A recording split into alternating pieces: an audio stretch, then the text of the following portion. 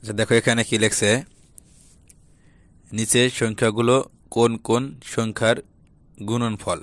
তাহলে গুণনফল কোন কোন সংখ্যা, এই নিচের সংখ্যাগুলো সেটা আমাদের বের করতে হবে, লিখতে হবে।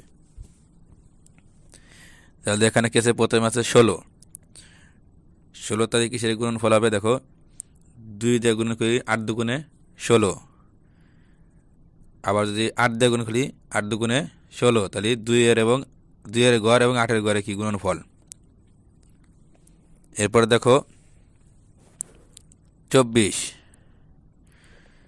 তাহলে 24 কত হবে, এই যে 3 8 24। তাহলে এরা আবার 8 দিয়ে গুণ করলে কত হয়, 3 8 24। 3 এবং 8 এর ঘরের গুণফল কোনটা, 24। এরপরে দেখো 36। 36 কিসের গুণনফল, দেখো 4 এর ঘর দিয়ে আমি গুণ করি, তাই 4 নং 36। আবার 9 এর ঘরে গুণ করি, 4 নং কত হয় 36, এবং 4 এবং 9 এর ঘরের গুণনফল কোনটা, 36।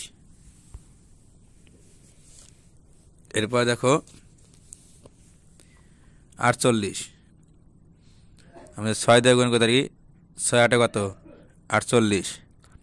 আবার 8 এর ঘরে গুণ করলে 6 8 48, তাহলে 6 এবং 8 এর ঘরে গুণনফল কোনটা, 48।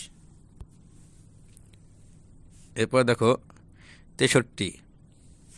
এটা কোনটা হবে, 7 দিয়ে যদি গুণ করি 7 নং 63। আবার 9 এর ঘরে যদি গুণ করি, তাই 7 নং 63, অর্থাৎ 7 এবং 9 এর গুণনফল।